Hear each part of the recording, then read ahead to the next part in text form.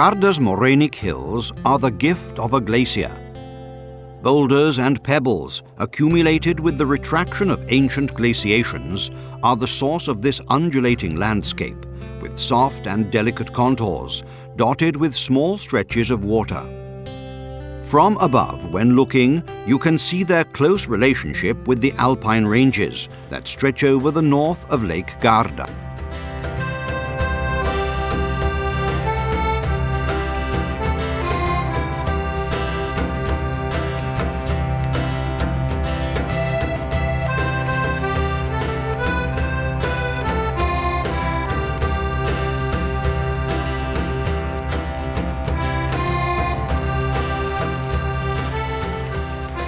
The Mincho River runs through this natural environment, where the cultivation of land is the main activity ever since it was first inhabited by man.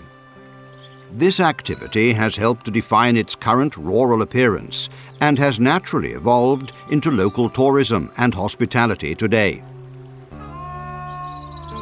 In the heart of the villages, nestled amongst the scent of vegetation or lying along the banks of the river, the old buildings with typical moraine stone walls have been fitted out to offer experiences of authentic hospitality, both pleasant and stimulating. It is from these oases of well-being that you can start to learn about and, above all, experience this area.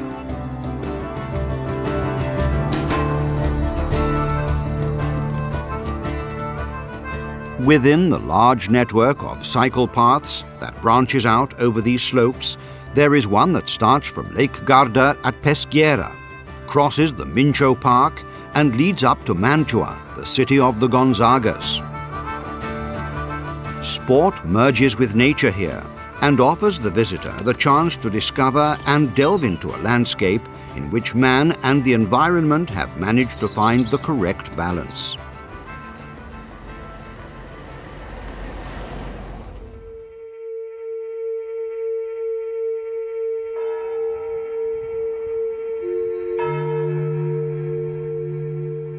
Inhabited since ancient times, the territory offers tangible evidence of the people and events that have marked it within the urban structure of its villages, its works of art, monuments, and museums.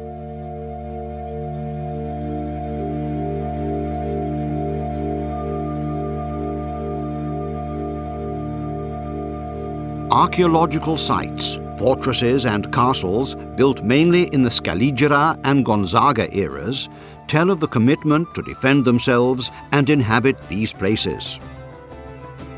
The walls and towers, villas, churches and streets are a backdrop to an extraordinary stage to walk across, learn, and above all, appreciate.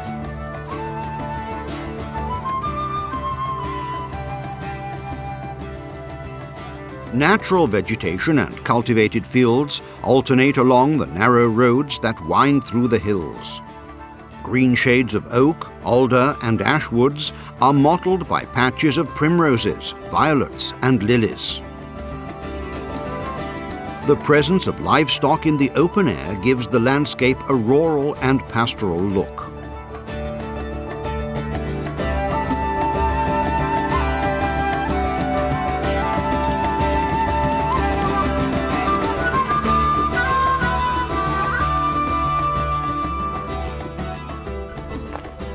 Urban rumbles and echoes of Garda become increasingly faint and make way for the distant hum of a tractor, the rustling of leaves, the chirping of a blackbird or a great tit.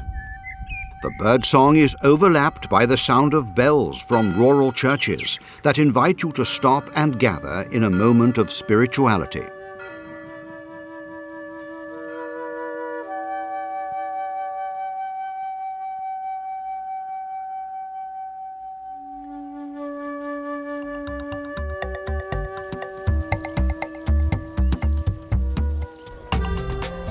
The small villages, buildings, and stately homes are often brought to life by festivals and events that showcase the products of local businesses and offer visitors opportunities to relax, be entertained, and improve their local knowledge of typical products that the area provides. the long and widespread tradition of craftsmanship has provided insights and conditions that have encouraged the emergence of new forms of manufacturing quality products and quality artisan products.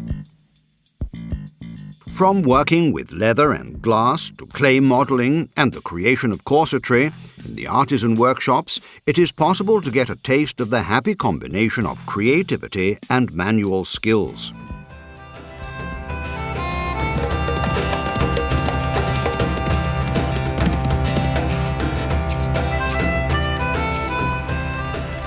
It is pleasant to walk through these open spaces, to see the colours of the seasons scroll by, to hear the sounds change, to cross the rounded tops of these hills, walking along beaten tracks and tracing new paths to then enjoy a well-deserved rest.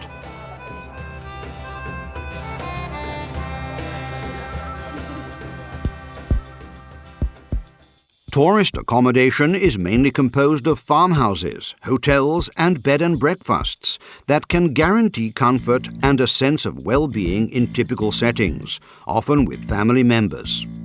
These facilities respect local architectural features and have developed a highly valued culture of hospitality appreciated even by the most demanding guest. The proximity to Lake Garda and to the cities of Brescia, Mantua and Verona makes it an excellent starting point for travelling in the surrounding area and throughout northern Italy.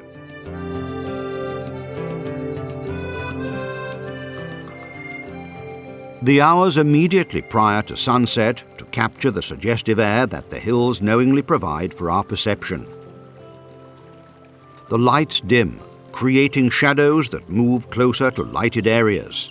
Plant colours take on warm and intense tones. The sounds of human activities become rarer and bring out the sound of wildlife.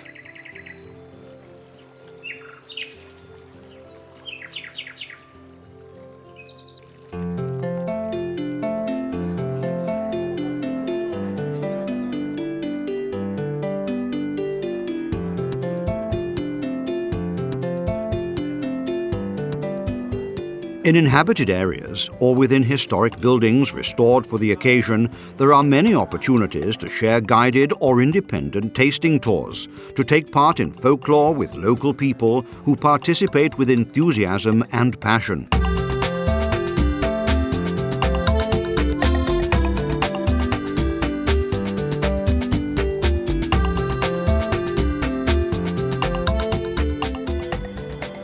In some of these events, artists, jugglers and performers from faraway countries take part and arouse curiosity and interest in an ever-growing audience.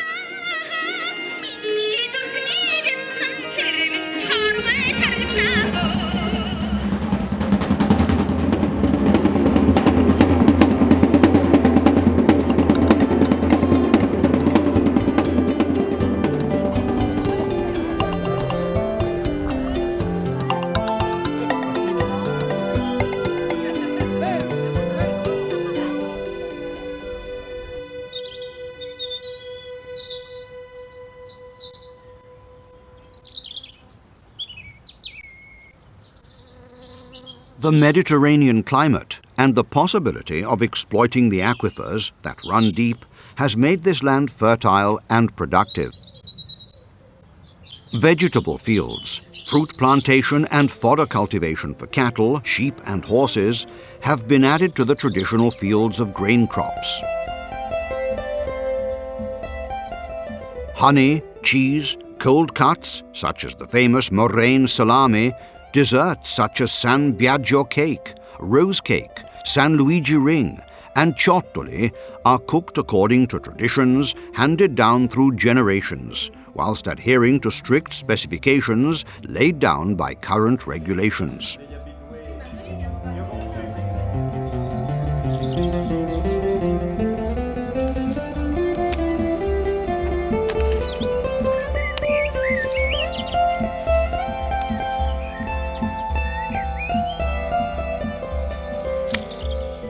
Here, vines produce generous grapes for white, red and rosé wine, both still and sparkling.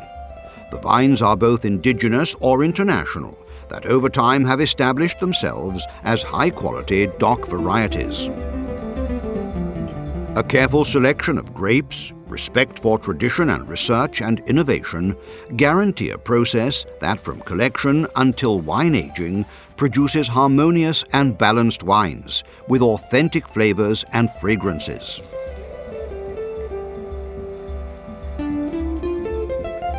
Oil obtained from olives of this territory, now called Garda Extra Virgin (PDO), comes from an ancient and well-documented tradition.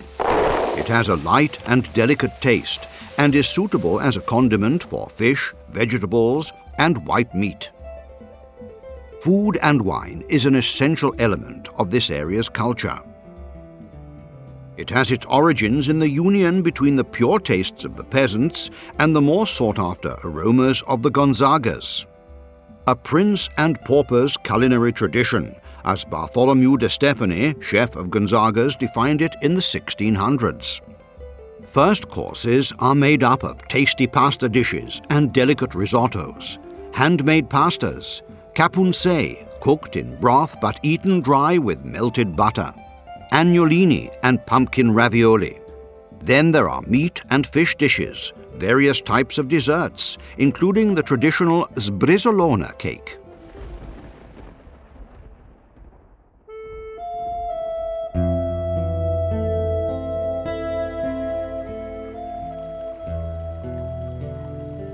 When harvest is finished and the temperature averts you that the winter is coming, you can be comforted by the warm colors that the treetops take on, whether they are scattered on the hillsides or artfully arranged in the gardens of the old mansions.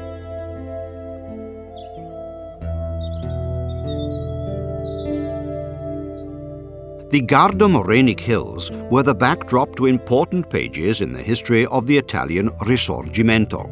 On the 24th of June, 1859, in the area between Solferino and San Martino, one of the toughest battles in the Wars of Independence leading to the unification of Italy took place.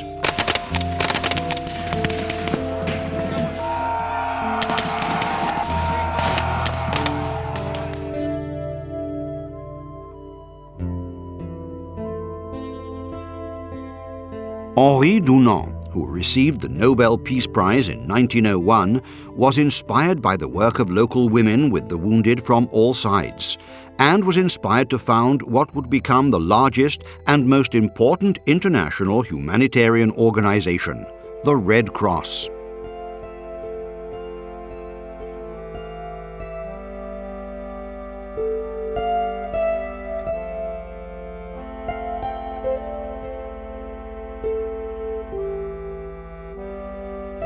The legacy of ancient rites and practices, together with the passage of the seasons, the need for and timing of a society that draws its resources from the earth core, are village festivals and fairs that at the end of winter prefigure the return of the spring season and the rebirth of life.